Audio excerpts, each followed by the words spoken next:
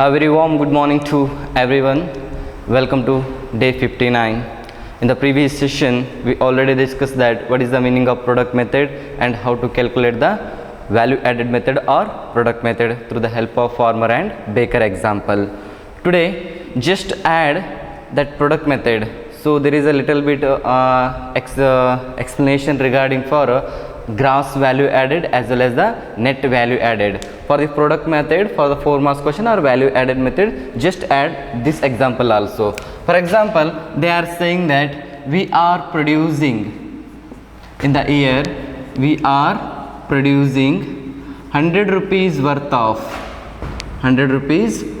of goods in during a year. Okay, how much? 100 rupees. Your output or production will be the 100 rupees during a year, for example in a 2020 year, and they are used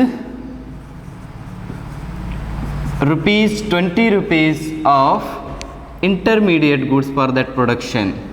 Keep in your mind how much they are used. For the 100 rupees of the output, they are used 20 rupees of the intermediate goods. Okay, and rupees 10 rupees is a capital consumption. The one more word of the capital consumption is nothing but depreciation. We already discussed what is the concept of depreciation and how you calculate what is the meaning of depreciation. TR and VR is nothing but depreciation. Depreciation will be always on capital goods only. The capital consumption is nothing but depreciation of the good. Now we have to calculate our GVA, gross value added. GVA, gross value added of the firm I, is equal to, what is the formula of GVA? Is nothing but total production during a year, total production during a year minus intermediate goods value, intermediate goods value. What is the formula? Total production minus intermediate goods. What is the total production we have here? 100 minus, what is the intermediate value will be? 20 rupees. So what is the value of the gross value added? Is equal to 80 rupees. Is it clear? How can we calculate the intermediate goods here? So next, through the help of GVA, we can also calculate net value added. For example, net value added. Net value added. So formula of the net value added is nothing but gross value added minus depreciation. Very easiest formula, gross value added minus depreciation. What is the value of the gross value added? We already calculated is a 80 minus, what is the capital consumption or depreciation? 10 is nothing but 70 is your value added of the firm. The compared to the gross value added, the net value added is always lesser, because again we are deduct the depreciation value there, but in the gross value added we are only added or we are only subtract the intermediate value, we are not subtract the your depreciation value. And finally we can calculate our GDP is equal to, our summation, our identity is nothing but GVA firm 1, GVA firm 2, like this continuously we can add the all the GVA value in the economy, so we'll get the GDP in the economy. Is it clear? So in this way, these example you have to add in your that product method. So day 58ರಲ್ಲಿ ನೋಡಿದ ಹಾಗೆ ನಾವೇನನ್ನ ಅಧ್ಯಯನ ಮಾಡಿದೀವಪ್ಪ ಅಂತಂತಂದರೆ, ಅಲ್ಲಿ ಉತ್ಪನ್ನ ವಿಧಾನ ಅಂತಂದ್ರೆ ಏನು ಅಥವಾ ಮೌಲ್ಯವರ್ಧಿತ ವಿಧಾನ ಅಂತಂದ್ರೆ ಏನು ಅನ್ನೋದನ್ನು ರೈತರು ಮತ್ತು ಬೇಕರಿಯವರ ಎಕ್ಸಾಂಪಲನ್ನು ತಗೊಂಡು ನಾವು ಈಗಾಗಲೇ ಏನು ಮಾಡಿದ್ದೀವಿ, ಅಧ್ಯಯನ ಮಾಡಿದ್ದೀವಿ. ಸೊ ಆ ಒಂದು 4 ಅಂಕದ ಪ್ರಶ್ನೆಗೆ ಈ ಒಂದು ಎಕ್ಸಾಂಪಲನ್ನು ಕೂಡ ನೀವೇನು ಮಾಡಬೇಕಾಗತ್ತೆ, ಆ್ಯಡ್ ಮಾಡಬೇಕಾಗತ್ತೆ. ಇಲ್ಲಿ ಏನನ್ನು ಹೇಳಲಿಕ್ಕೆ ಹೋಗ್ತಿದ್ದಾರಪ್ಪ ಅಂತಂತಂದರೆ, ನಾವು ಯಾವ ರೀತಿಯಾಗಿ ಒಟ್ಟು ಮೌಲ್ಯವರ್ಧಿತ ಸೇವೆಯನ್ನು ಅಥವಾ ಮೌಲ್ಯವರ್ಧಿತ ಮೌಲ್ಯವನ್ನು ಯಾವ ರೀತಿ ಕಂಡುಹಿಡಿಬೇಕು, ಅದೇ ರೀತಿಯಾಗಿ ನಿವ್ವಳ ಮೌಲ್ಯವರ್ಧಿತ ಮೌಲ್ಯವನ್ನು ಯಾವ ರೀತಿ ಕಂಡುಹಿಡಿಬೇಕು ಅನ್ನೋದನ್ನು ಏನು ಮಾಡ್ತಾ ಇದ್ದಾರೆ, ಹೇಳ್ತಾ ಇದ್ದಾರೆ. ಅದಕ್ಕೆ ಮೊದಲೇದಾಗಿ ನಾವು GVA ಅಂತ ಕರಿತೀವಿ, ಗ್ರಾಸ್ ವ್ಯಾಲ್ಯೂ ಆ್ಯಡೆಡ್, ಒಟ್ಟು ಮೌಲ್ಯವರ್ಧಿತ ಸೇವೆ ಆಗಿರ್ಬೋದು, ಗ್ರಾಸ್ ವ್ಯಾಲ್ಯೂ ಆ್ಯಡೆಡ್ ಓಕೆ ಮೌಲ್ಯ ಆಗಿರ್ಬೋದು. ಸೊ ಅವ್ರೇನು ಹೇಳ್ತಾ ಇದ್ದಾರೆ, ಮೊದಲೇದಾಗಿ ಪ್ರತಿ ಒಂದು ವರ್ಷ ಅಥವಾ 2020ರಲ್ಲಿ ನಾನೇನು ಮಾಡ್ತಾ ಇದ್ದೀನಿ, 100 ರೂಪಾಯಿ ಬೆಲೆ ಬಾಳುವಂತಹ ಸರಕನ್ನು ಏನು ಮಾಡ್ತಾ ಇದ್ದೀನಿ ರೀ, ಉತ್ಪಾದನೆ ಮಾಡ್ತಾ ಇದ್ದೀನಿ. ಎಷ್ಟು? 100 ರೂಪಾಯಿ ಬೆಲೆ ಬಾಳುವ ಸರಕನ್ನು ನಾನು 2020ರಲ್ಲಿ ಆ ವರ್ಷದಲ್ಲಿ ಏನು ಮಾಡ್ತಾ ಇದ್ದೀನಿ, ಉತ್ಪಾದನೆ ಮಾಡ್ತಾ ಇದ್ದೀನಿ. ಜೊತೆಗೆ ಎರಡನೇದಾಗಿ ಹೇಳ್ತಾ ಇದ್ದಾರೆ, ಅಲ್ಲಿ ನಾನು 20 ರೂಪಾಯಿ ಬೆಲೆ ಬಾಳುವಂತಹ ಮಧ್ಯಂತರ ಸರಕುಗಳನ್ನು ಯೂಸ್ ಮಾಡ್ಕೋತಾ ಇದ್ದೀನಿ. ಇದು ನಂದು ಉತ್ಪನ್ನ. ಎಷ್ಟು ಉತ್ಪನ್ನ ಮಾಡ್ತಾ ಇದ್ದೀನಿ? 100 ರೂಪಾಯಿ ಬೆಲೆ ಬಾಳುವ ಯಾವುದೋ ಒಂದು ಸರಕನ್ನು ಉತ್ಪಾದನೆ ಮಾಡ್ತಾ ಇದ್ದೀನಿ. ಆ ಸರಕನ್ನು ಉತ್ಪಾದನೆ ಮಾಡಬೇಕಾದ್ರೆ ನನಗೆ 20 ರೂಪಾಯಿ ಬೆಲೆ ಬಾಳುವ ಮಧ್ಯಂತರ ಸರಕುಗಳನ್ನು ಏನು ಮಾಡ್ತಾ ಇದ್ದೀನಿ, ಯೂಸ್ ಮಾಡ್ಕೋತಾ ಇದ್ದೀನಿ. ನಾನು ಹೇಳ್ತಾ ಇದ್ದೀನಿ ಮಧ್ಯಂತರ ಸರಕು ಅಂತಂದರೆ ಒಂದು ಅಂತಿಮ ಸರಕುಗಳು ಉತ್ಪಾದನೆಗಾಗಿ ಬಳಸಿಕೊಳ್ಳುವಂಥ ಕಚ್ಚಾ ವಸ್ತುಗಳನ್ನೇ ನಾವೇನಂತ ಕರಿತಾ ಇದ್ವಿ, ಮಧ್ಯಂತರ ಸರಕುಗಳಂತ ಕರಿತಾ ಇದ್ವಿ. ಅದೇ ರೀತಿಯಾಗಿ ಕ್ಯಾಪಿಟಲ್ ಕನ್ಸಂಪ್ಷನ್ ಅಂತ ಕರಿತಾ ಇದ್ದಾರೆ, ಬಂಡವಾಳ ಸರಕುಗಳ ಅನುಭೋಗ. ಅದಕ್ಕೆ ಇನ್ನೊಂದು ಹೆಸರು ಏನಂತ ಕರಿಬಹುದು ನಾವು, ಸವಕಳಿ ವೆಚ್ಚ ಅಂತ ಕರಿಬಹುದು. ಸೊ ಆ ಒಂದು 100 ರೂಪಾಯಿ ವಸ್ತುವನ್ನು ಉತ್ಪಾದನೆ ಮಾಡಲಿಕ್ಕೆ 20 ರೂಪಾಯಿ ಮಧ್ಯಂತರ ಸರಕು ಮತ್ತು ಸವಕಳಿ ವೆಚ್ಚ ಎಷ್ಟು ಬರ್ತಾ ಇದೆ, ನನಗೆ 10 ರೂಪಾಯಿ ಸವಕಳಿ ವೆಚ್ಚ ಬರ್ತಾ ಇದೆ. ಇಂತಹ ಸಂದರ್ಭದಲ್ಲಿ ನಾವು ಯಾವ ರೀತಿ GVA ಮತ್ತು NVAಗಳನ್ನು ಕಂಡುಹಿಡಿಯಬಹುದು ಅನ್ನೋದನ್ನು ಹೇಳ್ತಾ ಇದ್ದಾರೆ. GVA ಫಾರ್ಮುಲಾ ಇದೆ, ಅಂದರೆ ಒಟ್ಟು ನಿವ್ವಳ ಮೌಲ್ಯದ ಫಾರ್ಮುಲಾ ಏನಿದೆ ಅಂತಂದರೆ ಒಟ್ಟು ಉತ್ಪನ್ನ, ಆ ವರ್ಷದಲ್ಲಿ ಆದಂತಹ ಒಟ್ಟು ಉತ್ಪನ್ನ ಮೈನಸ್ ಮಧ್ಯಂತರ ಸರಕುಗಳ ಮೌಲ್ಯ. ಮಧ್ಯಂತರ ಸರಕುಗಳ ಮೌಲ್ಯ ಮರಿಬೇಡ್ರಿ, ಒಟ್ಟು ಉತ್ಪನ್ನ ಆ ವರ್ಷದಲ್ಲಾದಂತೂ ಮೈನಸ್ ಮಧ್ಯಂತರ ಸರಕುಗಳ ಮೌಲ್ಯ. ಒಟ್ಟು ಉತ್ಪನ್ನ ಎಷ್ಟಾಗಿದೆ ರೀ, ನನಗೆ 100 ರೂಪೀಸ್ ಆಗಿದೆ ಅಲ್ವಾ. ಮೈನಸ್ಸು ಮಧ್ಯಂತರ ಸರಕುಗಳ ಮೌಲ್ಯ ಎಷ್ಟು ತೊಗೊಂಡಿದ್ದೀನಿ ನಾನು, 20 ರೂಪಾಯಿ ತೊಗೊಂಡಿದ್ದೀನಿ. ಸೊ ಎಷ್ಟು ಬಂತು ನನಗೆ ಆನ್ಸರ್ ಇವಾಗ 80 ರೂಪಾಯಿ ಬಂತು. ಅಂದರೆ ನಾನು ಒಟ್ಟು ಉತ್ಪನ್ನದಲ್ಲಿ ಮಧ್ಯಂತರ ಸರಕುಗಳ ಮೌಲ್ಯವನ್ನು ಕಳೆದ್ರೆ ನನಗೇನು ಬರ್ತಾ ಇದೆ ಅಂತಾಯಿತು, GVA ಬರ್ತಾ ಇದೆ, ಗ್ರಾಸ್ ವ್ಯಾಲ್ಯೂ ಆ್ಯಡೆಡ್, ಒಟ್ಟು ಮೌಲ್ಯವರ್ಧಿತ ಸೇವೆಯ ಮೌಲ್ಯ ಬರ್ತಾ ಇದೆ ನನಗೆ, ಅದು 80 ರೂಪಾಯಿ. ಅದೇ ರೀತಿಯಾಗಿ ನಾನು ಏನು ಕಂಡುಹಿಡಿಬೋದು ಅಂತಂದರೆ NVA ಅನ್ನು ಕೂಡ ಕಂಡುಹಿಡಿಬಹುದು, ನಿವ್ವಳ ಮೌಲ್ಯವರ್ಧಿತದ ಸೇವೆ ಆಗಿರ್ಬೋದು. ಸೊ ಇದ್ರದ್ದು ಫಾರ್ಮುಲಾ ಏನಿದೆಪ್ಪ ಅಂತಂತಂದರೆ, ಈಗ ಆಲ್ರೆಡಿ ನಮಗೆ GVA ಸಿಕ್ಕಿರುತ್ತೆ, ಆ GVAದಲ್ಲಿನೇ ನಾವು ಏನು ಮೈನಸ್ ಮಾಡ್ಬೇಕ್ರಿ, ಡಿಪ್ರಿಷಿಯೇಷನ್ ಅಥವಾ ಅದಕ್ಕೆ ಏನಂತ ಕರಿತಾ ಇದ್ದೀವಿ ನಾವು, ಸವಕಳಿ ಅಂತ ಕರಿತಾ ಇದ್ದೀವಿ. GVAದಲ್ಲಿ ಸವಕಳಿ ಮೈನಸ್ ಮಾಡಿದ್ರೆ ಏನು ಬರುತ್ತೆ ನನಗೆ, NVA ಬರುವಂಥದ್ದು. ಸೊ GVA ಮೌಲ್ಯ ಎಷ್ಟು ಬಂದಿದೆ, ಈಗಾಗಲೇ 80 ರೂಪಾಯಿ ಬಂದಿದೆ. ಆ 80 ರೂಪಾಯಿದಲ್ಲಿ ಕ್ಯಾಪಿಟಲ್ ಕನ್ಸಂಪ್ಷನ್ ಎಷ್ಟಿದೆ ನಮ್ಮದು, ಅನುಭೋಗ ಸವಕಳಿ ವೆಚ್ಚ ಎಷ್ಟಿದೆ, 10 ರೂಪಾಯಿ ಇದೆ. ಆ 10 ರೂಪಾಯಿ ಮೈನಸ್ ಮಾಡಿದ್ರೆ ನನಗೆ ಬರುವಂಥ ಆನ್ಸರ್ ಎಷ್ಟಿದೆ, 70 ರೂಪಾಯಿ ಇದೆ. ಅಂದರೆ GVAಗೆ ಕಂಪೇರ್ ಮಾಡಿದಾಗ ನನಗೆ NVAದ ಮೌಲ್ಯ ಏನಾಗುತ್ತೆ, ಕಡಿಮೆ ಇರುತ್ತೆ. ಯಾಕಂದರೆ ಅಲ್ಲಿ ನಾವು ಸವಕಳಿ ವೆಚ್ಚವನ್ನು ಕೂಡ ಏನು ಮಾಡ್ತಾ ಇದ್ದೀವಿ, ಕಡಿತಾ ಇದ್ದೀವಿ ಅನ್ನೋದನ್ನು ನೀವೇನು ಮಾಡ್ಕೋಬೇಕು, ಅರ್ಥ ಮಾಡ್ಕೋಬೇಕು. So now we have to discuss a very important concept regarding for the GDP, GNP, NNP, PI, PDI. If you want to understand these many concepts, first you have to understand the concept of inventory.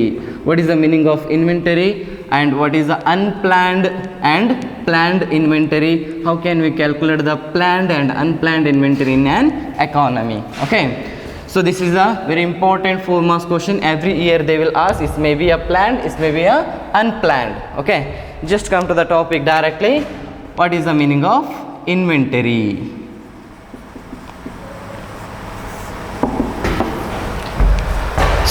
So inventory is nothing but only one word answer we can say, that unsold, unsold, finished, unsold, finished or semi-finished, semi-finished raw materials, raw materials,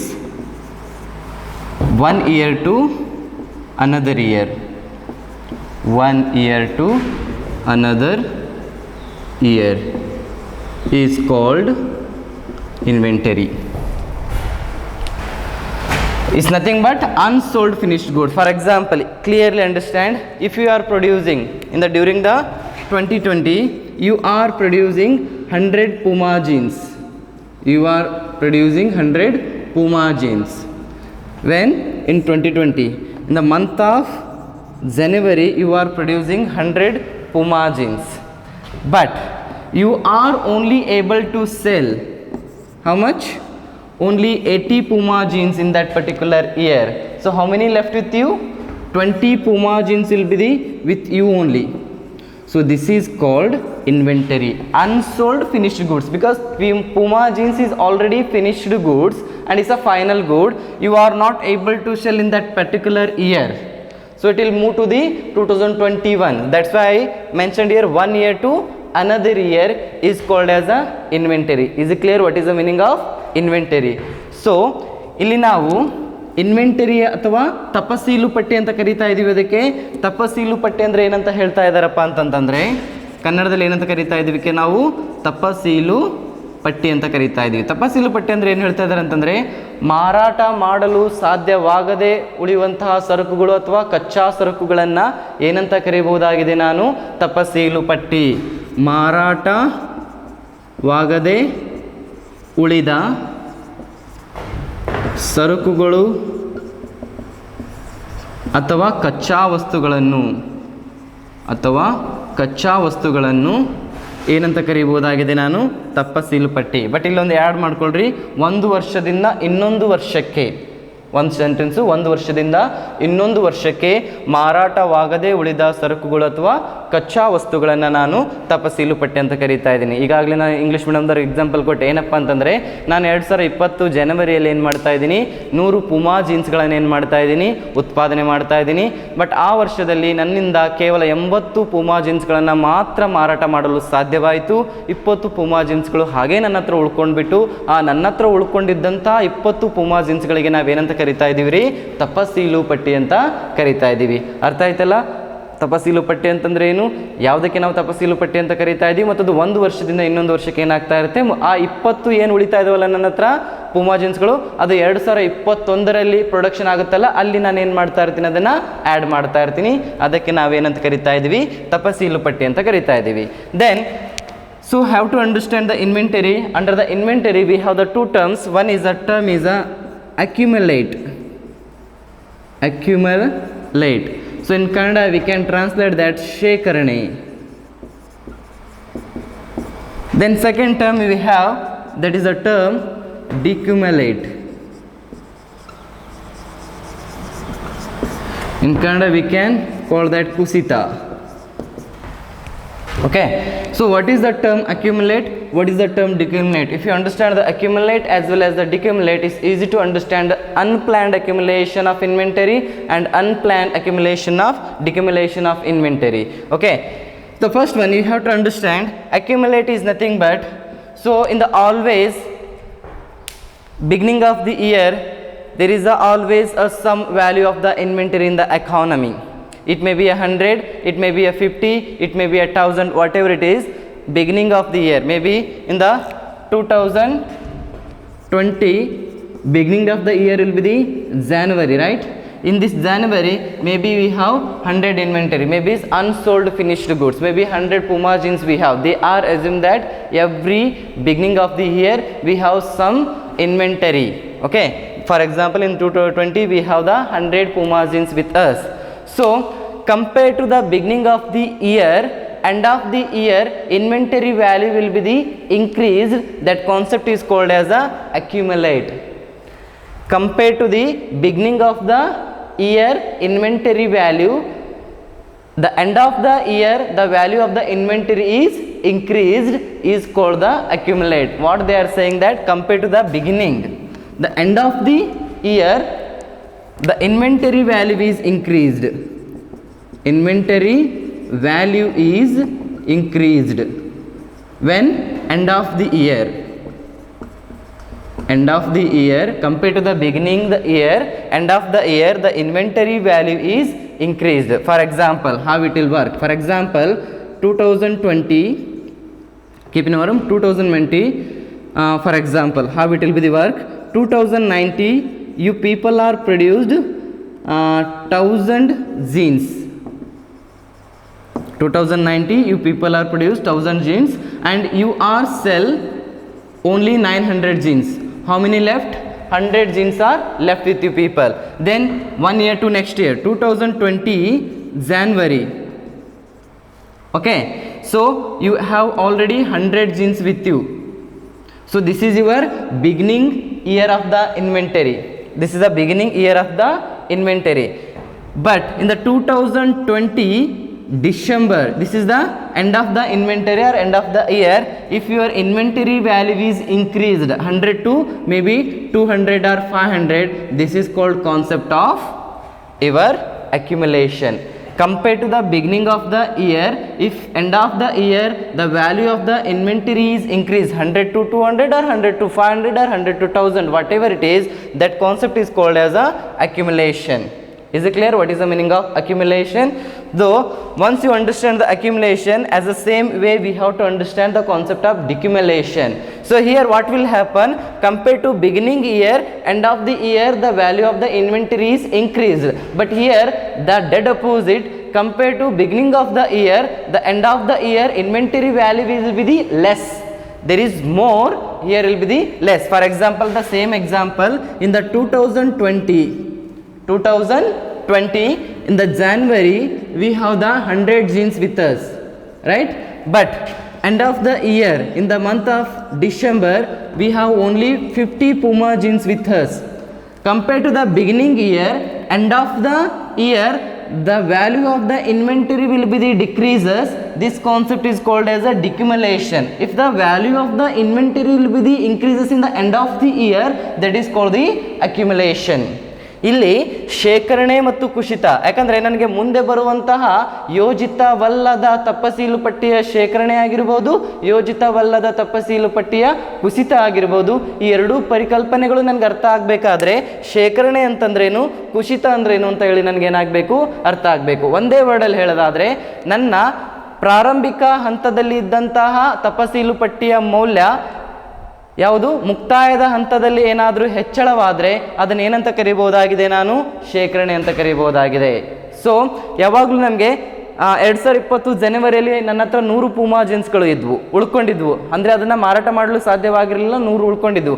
but ಆ ವ್ಯಾಲ್ಯೂಗೆ compare ಮಾಡಿದಾಗ ಅದೇ 2020 ಡಿಸೆಂಬರಲ್ಲಿ ನನಗೇನಾದರೂ 200 Puma ಜೀನ್ಸ್ಗಳು ನನ್ನ ಹತ್ರ ಉಳ್ಕೊಂಡ್ಬಿಟ್ರೆ ಅದಕ್ಕೆ ನಾನು ಶೇಖರಣೆ ಅಂತ ಕರೀತಾ ಇದ್ದೀನಿ. ಅಂದರೆ ನನ್ನ ತಪಸೀಲು ಪಟ್ಟಿಯ ಮೌಲ್ಯ ಪ್ರಾರಂಭಿಕ ಹಂತದ ವರ್ಷಕ್ಕೆ ನಾನು ಹೋಲಿಸಿದಾಗ ಮುಕ್ತಾಯದ ಹಂತದ ವರ್ಷದಲ್ಲಿ ಅದರ ಮೌಲ್ಯ ಏನಾಗಿರಬೇಕು, ಹೆಚ್ಚಾಗಿರಬೇಕು.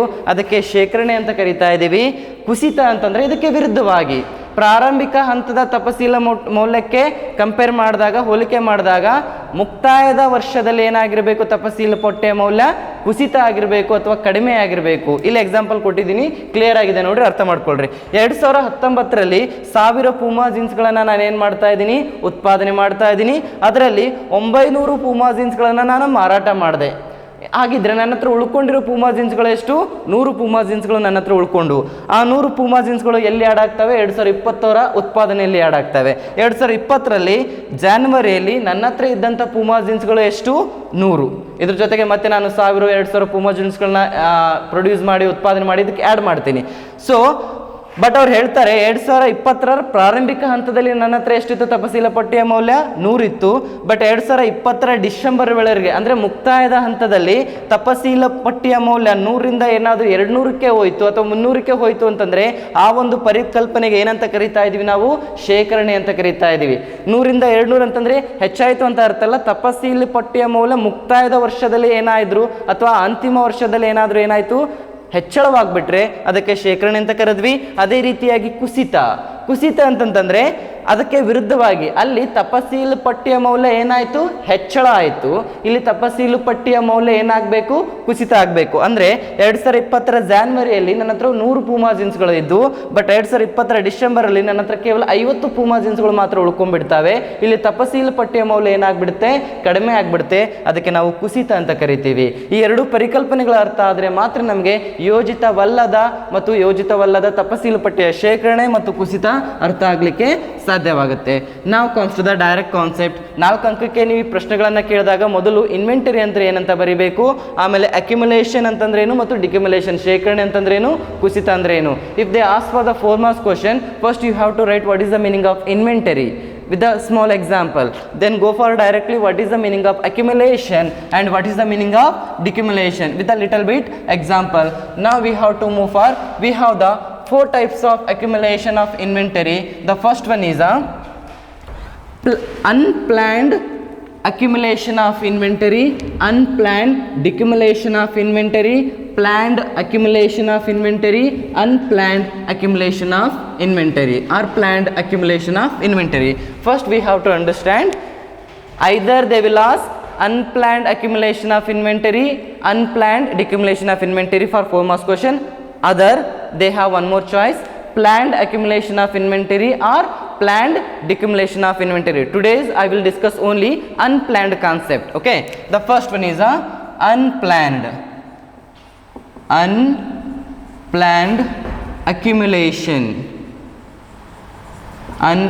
accumulation of inventories. Yojita Vallada, in Kannada we can translate this, Yojita Vallada Tapasilu Pattiya Shekarane. So here the already word we mentioned here, unplanned, there is no planned at all, there is no idea at all, so it's certainly happen. Okay, so what will unplanned accumulation, one word answer we can say that here what will happen in the unplanned, unexpected, this is very important word, unexpected fall in sale. If you are producer, you are expected to sell 1000 Puma jeans in that particular year, but unexpected fall in your sale or suddenly rise in the consumer demand or suddenly fall in the consumer demand, that will lead to the unexpected fall in your sale. Okay, if they are asked for the 1 marks question also, we can write as a unexpected fall in a sale of the production is called as the unplanned accumulation of inventory. So how can we understand this one? For example, how the suddenly production will be happen. So in the 2020 year you are producing 1000 shirts, keep in your mind any particular shirts. In the 2020 January you are producing 1000 shirts, and based on the market demand you are a producer and you are decided maybe this year I can sell 1000 shirts in the market, expected to sell 1000 shirts in the market, that's why. But already in the 2020, keep in your mind 2020 you are 100 inventories, it means 100 unsold shirts with you. It means in the 2090 there are produced 1000 shirts and 900 they are able to sell, and you are left with the 100 inventory. This is very important. We already have the 100 inventories, and 2020 the month of January you people are producing 1000 shirts because you are expected to sell 1000 shirts in that particular year. And in that 2020 only January we have inventory how much? In 2020 we have inventory 100 inventory we already have, right? Because that is a unsold finished shirt inventories. Now you are expected to sell 1000 shirts, that's why you are producing the 1000 shirts, but your actual sale in that particular year only you are able to sell 600 shirts. You are able to sell only 600 shirts. Now this is an unexpected fall in sale because you are expected to sell 1000 shirts, but reality your actual sale in that market is only 600 shirts. Now calculate your inventory. So you are producing 1000 shirts minus you are able to sell only 600 shirts. So what is your inventory? 400. End of the year your inventory will be the 400. Beginning of the year, month of January, what is your inventory? 100. End of the month maybe December 2020 is already you are left with the 400. This 400 plus beginning of the year inventory will be the 100. So what is your total inventory now? 500. This is a unexpected fall in your sale. So this is a call of accumulation. See, beginning of the year the value of the inventory will be the 100, end of the year value of the inventory is a 500. It means your inventory value is increased to 100 to 500. This concept is called as a unplanned accumulation of inventories. Is it clear? This concept is called as the unplanned accumulation of inventories. So increase right, 100 to 500 your inventory value is increased end of the year. This is called as the unplanned accumulation of inventory. Dead opposite this one, we have the second concept that is called, okay, first we have to explain in Kannada itself, okay. ಯೋಜಿತವಲ್ಲದ ತಪಸೀಲು ಪಟ್ಟಿಯ ಶೇಖರಣೆ ಅಂತಂದ್ರೆ, ಈಗಾಗಲೇ ನನಗೆ ಶೇಖರಣೆ ಅಂತಂದ್ರೇನು ಮತ್ತು ಕುಸಿತ ಅಂತಂದ್ರೇನು ಈಗಾಗಲೇ ಏನಾಗಿದೆ, ಅರ್ಥ ಆಗಿದೆ. ಇಲ್ಲಿ ನನಗೆ ಯೋಜಿತವಲ್ಲದ ತಪಸೀಲು ಪಟ್ಟಿಯ ಶೇಖರಣೆ ಅರ್ಥ ಮಾಡ್ಕೋಬೇಕಾಗಿದೆ. ಇಲ್ಲಿ ಒಂದು ತುಂಬಾ ಇಂಪಾರ್ಟೆಂಟ್ ಆದ ವರ್ಡ್ ಅಂತಂತಂದ್ರೆ ಅನ್ಎಕ್ಸ್ಪೆಕ್ಟೆಡ್ ಫಾಲ್ ಇನ್ ಸೇಲ್ ಅಂತ ಹೇಳಿ, ಅಂದ್ರೆ ಅನಿರೀಕ್ಷಿತವಾಗಿ ನನ್ನ ಮಾರಾಟದಲ್ಲಿ ಇಳಿಕೆಯಾಗುವಂಥದ್ದು. ನಿರೀಕ್ಷಣೆ ಮಾಡಿರಲಿಲ್ಲ ನೀವು, ಅನಿರೀಕ್ಷಿತವಾದ ಮಾರಾಟದಲ್ಲಿನ ಇಳಿತ ಅಥವಾ ಇಳಿಕೆ, ಯಾವುದೇ ನಿರೀಕ್ಷೆ ಇರಲಿಲ್ಲ, ಅನ್ಎಕ್ಸ್ಪೆಕ್ಟೆಡ್. ಅದು ಅನಿರೀಕ್ಷಿತವಾದ ಮಾರಾಟದಲ್ಲಿನ ಇಳಿಕೆಯನ್ನು ನಾನು ಏನಂತ ಕರಿಬಹುದಾಗಿದೆ, ಯೋಜಿತವಲ್ಲದ ತಪಸೀಲು ಪಟ್ಟಿಯ. ನಿಮಗೆ ಗೊತ್ತಿರಲಿಲ್ಲ, ಸಡನ್ ಆಗಿ ಸೇಲ್ ಕಡಿಮೆ ಆಗ್ಬೋದು, ಮಾರಾಟ ಕಡಿಮೆ ಆಗ್ಬೋದು ಅಂತೇಳಿ. ಸೊ ಅನಿರೀಕ್ಷಿತವಾಗಿ ನಿಮ್ಮ ಮಾರಾಟದಲ್ಲಿ ಏನಾದರೂ ಕಡಿಮೆ ಆಗಿಬಿಟ್ಟೆ, ನೀವು ಸೇಲ್ ಮಾಡಲಿಕ್ಕೆ, ಪರ್ಚೇಸ್ ಮಾಡಲಿಕ್ಕೆ ಆಗಿರ್ಬೋದು ಅಥವಾ ಸೇಲ್ ಮಾಡಲಿಕ್ಕೆ ಆಗೋದಿಲ್ಲ ಮಾರ್ಕೆಟಲ್ಲಿ. ಮೇ ಬಿ ನೀವು ಅಂದ್ಕೊಂಡಿರ್ಬೋದು, ಈಗ 2020ರಲ್ಲಿ ನಾನು 1000 ಶರ್ಟ್ಗಳನ್ನು ಉತ್ಪಾದನೆ ಮಾಡಿ 1000 ಶರ್ಟ್ಗಳನ್ನು ಕೂಡ ನಾನು ಏನು ಮಾಡ್ಬೋದಾಗಿದೆ, ಸೇಲ್ ಮಾಡ್ಬೋದು ಅನ್ಕೋತೀರಾ ಅಥವಾ ಮಾರಾಟ ಮಾಡ್ಬೋದು ಅನ್ಕೋತೀರಾ. ಬಟ್ ಆ ಪ್ರಮಾಣದಲ್ಲಿ ನಿಮಗೆ ಮಾರಾಟ ಮಾಡಲಿಕ್ಕೆ ಆಗೋದಿಲ್ಲ. ಅದನ್ನು ನಾವೇನಂತ ಕರಿತೀವಿ, ಅನಿರೀಕ್ಷಿತವಾದ ಮಾರಾಟದಲ್ಲಿನ ಇಳಿಕೆಯನ್ನು ಏನಂತ ಕರಿಬಹುದಾಗಿದೆ ನಾನು, ಅಥವಾ ಉತ್ಪಾದನದಲ್ಲಿನ ಇಳಿಕೆಯನ್ನು ಏನಂತ ಕರಿಬಹುದಾಗಿದೆ, ಅನ್ಪ್ಲಾನ್ಡ್ ಅಥವಾ ಯೋಜಿತವಲ್ಲದ ತಪಸೀಲು ಪಟ್ಟಿಯ ಶೇಖರಣೆ. ಹೇಗೆ ಇದನ್ನು ಎಕ್ಸಾಂಪಲ್ ಮೂಲಕ ಈಸಿಯಾಗಿ ಹೇಗೆ ಅರ್ಥ ಮಾಡ್ಕೋಬಹುದು ನೋಡ್ಕೊಳ್ರಿ. ಇಲ್ಲಿ ಮೊದಲೇದಾಗಿ ಇದನ್ನ ನೆನ್ಪಿಟ್ಕೊಳ್ರಿ ನೀವು. 2020ರಲ್ಲಿ ಈಗಾಗಲೇ 2020ರ ಜಾನ್ವರಿಯಲ್ಲಿ ಈಗಾಗಲೇ ನಿಮ್ಮಲ್ಲಿ 100 ಶರ್ಟ್ಗಳು ಉಳ್ಕೊಂಡಿದ್ದಾವೆ. 2019ರ 100 ಶರ್ಟ್ಗಳು ಏನಾಗಿದ್ದಾವೆ, 2020ರ ಜನವರಿಯಲ್ಲಿ ಏನಾಗಿದ್ದಾವೆ, ಒಂದು ವರ್ಷದಿಂದ ಇನ್ನೊಂದು ವರ್ಷಕ್ಕೆ ಮೂವ್ ಆಗಿದ್ದಾವೆ. ಇದನ್ನು ಅಜಂಪ್ಷನ್ ಮಾಡ್ಕೋಬೇಕಾಗುತ್ತೆ, ಊಹೆ ಮಾಡ್ಕೋಬೇಕು. 2020ರ ಜನವರಿ ಬಿಗಿನಿಂಗ್ ಇಯರಲ್ಲಿ, ಅಂದರೆ ಆ ಪ್ರಾರಂಭದ ವರ್ಷದಲ್ಲಿ ಈಗಾಗಲೇ ನನ್ನ ಹತ್ರ ಏನಿದ್ದಾವೆ 100 ಶರ್ಟ್ಗಳಿದ್ದಾವೆ. ಆ 100 ಶರ್ಟ್ಗಳನ್ನ ಹಾಗೆ ಮೇಂಟೈನ್ ಮಾಡ್ಕೋಬೇಕಾಗುತ್ತೆ ನಾನು.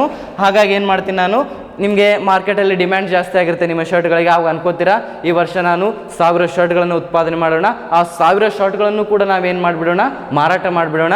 ಮತ್ತೆ ಹೇಗಿದ್ರು 2019ರ 100 ಶರ್ಟ್ಗಳು ನನ್ನ ಹತ್ರ ಉಳ್ಕೊಂಡಿದ್ದಾವೆ, ನೆಕ್ಸ್ಟ್ ಇಯರ್ ಕೂಡ ಅದು ಹಾಗೆ ಉಳ್ಕೊಳ್ಳುತ್ತೆ, ಏನು ಪ್ರಾಬ್ಲಮ್ ಇಲ್ಲ, ಸ್ಟಾಕ್ ಇರುತ್ತೆ ಅಂತೇಳಿ ಏನು ಮಾಡ್ತೀರಾ ನೀವು, 2020ರ ಜಾನ್ವರಿಯಲ್ಲಿ 1000 ಶರ್ಟ್ಗಳನ್ನು ಏನು ಮಾಡ್ತೀರಾ, ಉತ್ಪಾದನೆ ಮಾಡ್ತೀರಾ. ಈ 1000 ಶರ್ಟ್ಗಳು ಪ್ಲಸ್ 100 ಶರ್ಟ್ಗಳು ಏನಾಗಿದ್ದಾವೆ 2019 ನಿಮ್ಮಲ್ಲಿ ಮೂವ್ ಬಂದಿದೆ. ಅಂದರೆ ಟೋಟಲ್ ಆಗಿ ನಿಮ್ಮ ಹತ್ರ ಎಷ್ಟಾಯಿತು, 1100 ಶರ್ಟ್ಗಳು ಉಳ್ಕೊಂಡು ಅಂತ ಆಯಿತು 2020ರ ಜಾನ್ವರಿಯಲ್ಲಿ.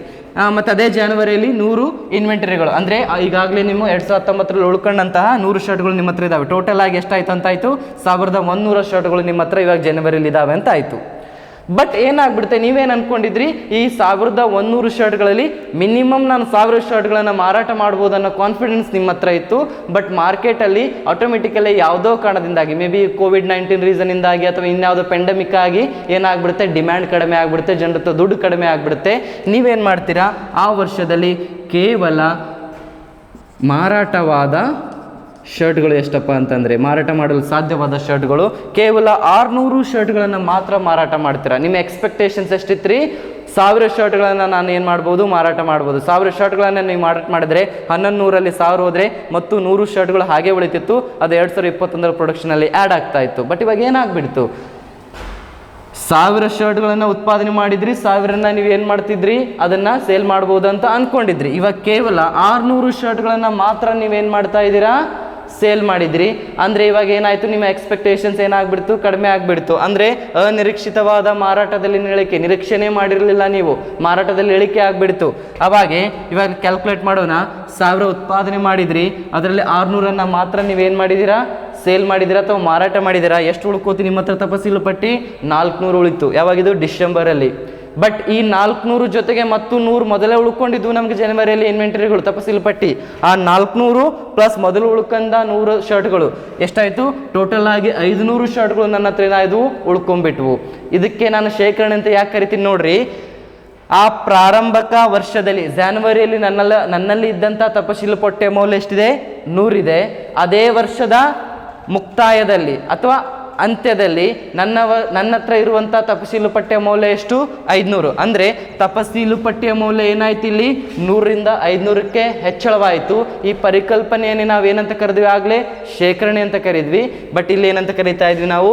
ಯೋಜಿತವಲ್ಲದ ತಪಶೀಲು ಪಟ್ಟಿಯ ಶೇಖರಣೆ. ಅನ್ಎಕ್ಸ್ಪೆಕ್ಟೆಡ್ ಆಗಿರುವಂಥದ್ದು. ನಾನು ಕೂಡ ಎಕ್ಸ್ಪೆಕ್ಟ್ ಮಾಡಿರಲಿಲ್ಲ ಡಿಮ್ಯಾಂಡ್ ಕಡಿಮೆ ಆಗ್ಬೋದೇನೋ, ಬೇಡಿಕೆ ಕಡಿಮೆ ಆಗ್ಬೋದು ಅಂತೇಳಿ. ಅನ್ಎಕ್ಸ್ಪೆಕ್ಟೆಡ್ ನನ್ನ ಇನ್ವೆಂಟರಿ ಅಥವಾ ತಪಶೀಲು ಪಟ್ಟಿಯ ಮೌಲ್ಯದಲ್ಲಿ ಏನಾಯಿತು? ಹೆಚ್ಚಳ ಆಯಿತು.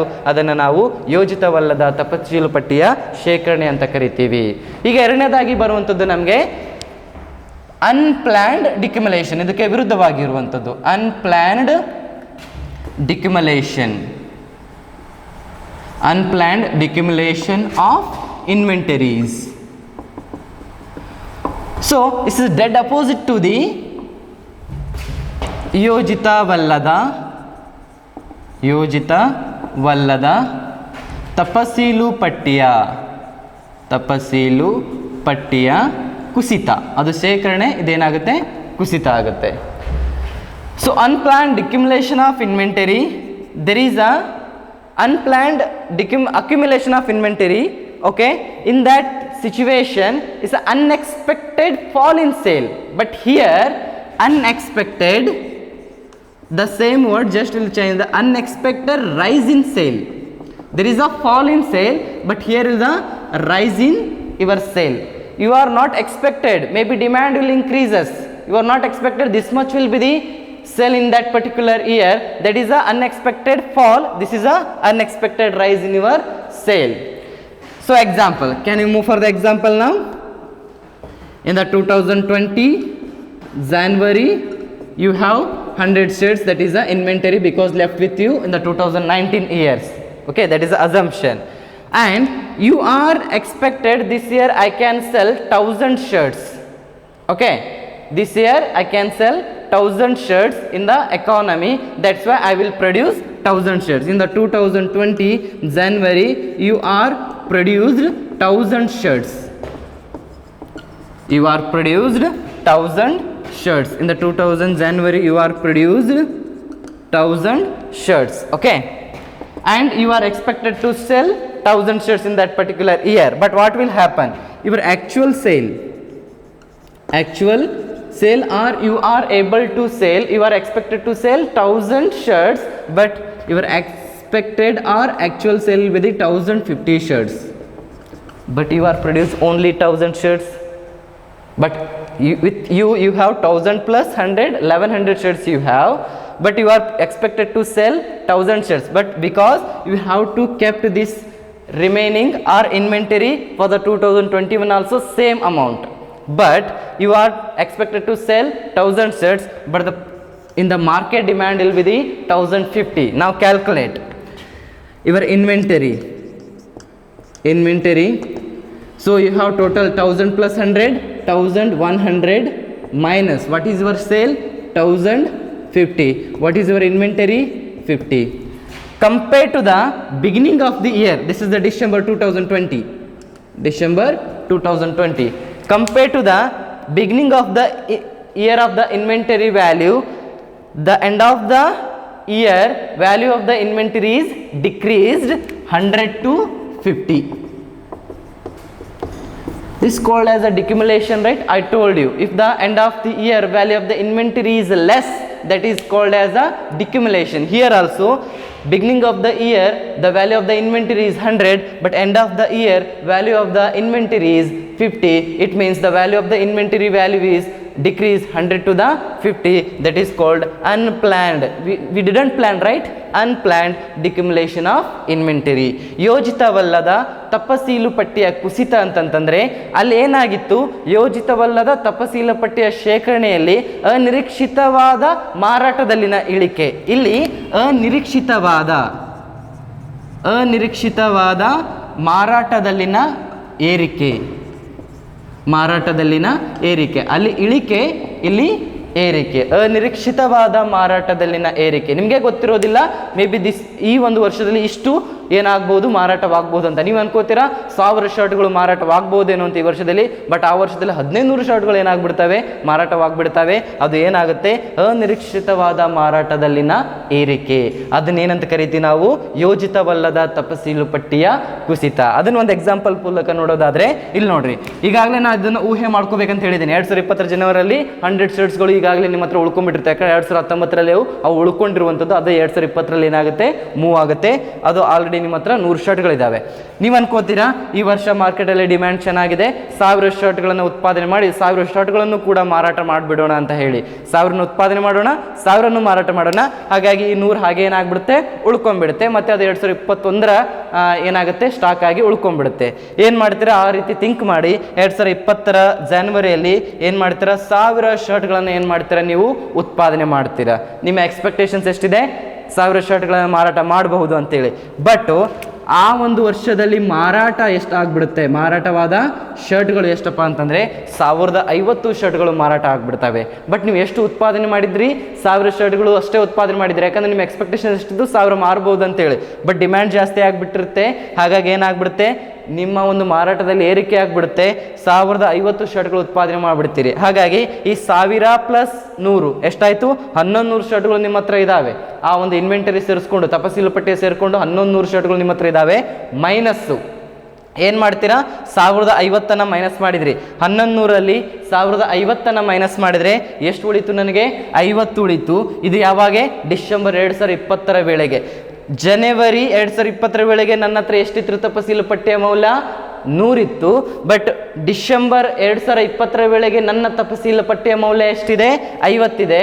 ಅಂದರೆ ಏನಾಗ್ಬಿಡ್ತು, ಇಲ್ಲಿ ಪ್ರಾರಂಭಿಕ ವರ್ಷದ ಮೌಲ್ಯಕ್ಕೆ ನಾನೇನಾದರೂ ಹೋಲಿಕೆ ಮಾಡಿದಾಗ ತಪಸೀಲ ಪಟ್ಟಿಯ ಮೌಲ್ಯ ಇಲ್ಲೇನಾಗಿದೆ, ಮುಕ್ತಾಯದ ಹಂತದಲ್ಲಿ ನನ್ನ ತಪಸೀಲ ಪಟ್ಟಿಯ ಮೌಲ್ಯ ಏನಾಗಿದೆ, ಇಳಿಕೆಯಾಗಿದೆ. ಎಲ್ಲಿಂದ ಎಲ್ಲಿಗೆ, 100 ಇದ್ದಂತಹ ಶರ್ಟ್ಗಳು ಏನಾಗಿದ್ದಾವೆ, 50ಕ್ಕೆ ಇಳಿಕೆಯಾಗಿದ್ದಾವೆ.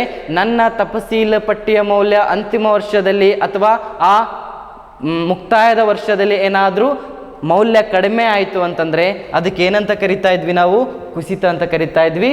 ಬಟ್ ಇಲ್ಲಿ ಏನಾಗಿದೆ, ಅನಿರೀಕ್ಷಿತವಾದ ಕುಸಿತ. ಇದು ನಾನು ಕೂಡ ಎಕ್ಸ್ಪೆಕ್ಟ್ ಮಾಡಿರಲಿಲ್ಲ. ಅನಿರೀಕ್ಷಿತವಾಗಿ ಯಾವುದರಲ್ಲಿ ಏರಿಕೆ ಆಗಿಬಿಡ್ತು, ನನ್ನ ಒಂದು ಮಾರಾಟದಲ್ಲಿ ಏರಿಕೆ ಆಗಿಬಿಡ್ತು. ಅಲ್ಲಿ ಅನಿರೀಕ್ಷಿತವಾದ ಮಾರಾಟದಲ್ಲಿನ ಇಳಿಕೆಯಿಂದಾಗಿ ತಪಸೀಲ ಪಟ್ಟಿಯ ಮೌಲ್ಯ ಏನಾಗುತ್ತೆ, ಹೆಚ್ಚಾಗುತ್ತೆ. ಇಲ್ಲಿ ಅನಿರೀಕ್ಷಿತವಾದ ಮಾರಾಟದಲ್ಲಿನ ಏರಿಕೆಯಿಂದಾಗಿ ನಿಮ್ಮ ತಪಸೀಲ ಪಟ್ಟಿಯ ಮೌಲ್ಯದಲ್ಲಿ ಏನಾಗುವಂಥದ್ದು, ಇಳಿಕೆ ಆಗುವಂಥದ್ದು. ಈ ಪರಿಕಲ್ಪನೆ ಏನೇನು ಕರಿತಾ ಇದ್ದೀವಿ ನಾವು, ಯೋಜಿತವಲ್ಲದ ತಪಸೀಲು ಪಟ್ಟಿಯ ಕುಸಿತ ಅಂತ ಕರಿತಾ ಇದ್ದೀವಿ. And the next class, for the tomorrow classes in the day 60, we can explain this is unplanned accumulation of inventory. Tomorrow classes we are discuss only planned accumulation of inventory, planned decumulation of inventory. This is only unplanned. Tomorrow classes we have to discuss planned accumulation of inventory as well as the planned decumulation of inventory. ನಾಳೆ ತರಗತಿಯಲ್ಲಿ ನಾವೇನು ಓದಬೇಕಪ್ಪ ಅಂತಂದರೆ, ಇವತ್ತು ನಾವು ಯೋಜಿತವಲ್ಲದ ಓದಿದ್ದೀವಿ. ನಾಳೆ ಯೋಜಿತ ತಪಸೀಲು ಪಟ್ಟಿಯ ಶೇಖರಣೆ, ಯೋಜಿತ ತಪಸೀಲು ಪಟ್ಟಿಯ ಕುಸಿತಗಳನ್ನು ನಾವೇನು ಮಾಡಬೇಕಾಗುತ್ತೆ, ನಾಳೆ ತರಗತಿಯಲ್ಲಿ ನೋಡಬೇಕಾಗುತ್ತೆ. 4 ಅಂಕತೆ ಇದನ್ನಾದರೂ ಕೇಳಬಹುದು ಅವರು, ಅಥವಾ ನಾಳೆ ಹೇಳುವಂಥದ್ದನ್ನಾದರೂ ಕೇಳಬಹುದು. ಅನ್ಪ್ಲ್ಯಾಂಡ್ ಆದರೂ ಕೇಳಬಹುದು ಅಥವಾ ಪ್ಲ್ಯಾಂಡ್ ಆದರೂ ಕೇಳಬಹುದು. ಯೋಜಿತನಾದರೂ ಕೇಳಬಹುದು, ಯೋಜಿತವಲ್ಲನಾದರೂ ಕೇಳಬಹುದು. 4 ಮಾರ್ಕ್ಸ್ ಕೇಳಿದಾಗ ಮೊದಲು ಎರಡಕ್ಕೂ ಕೂಡ ನೀವೇನು ಬರೀಬೇಕಾಗುತ್ತೆ, what is the meaning of inventory, what is the meaning of accumulation and ಡಿಕ್ಯುಮುಲೇಷನ್.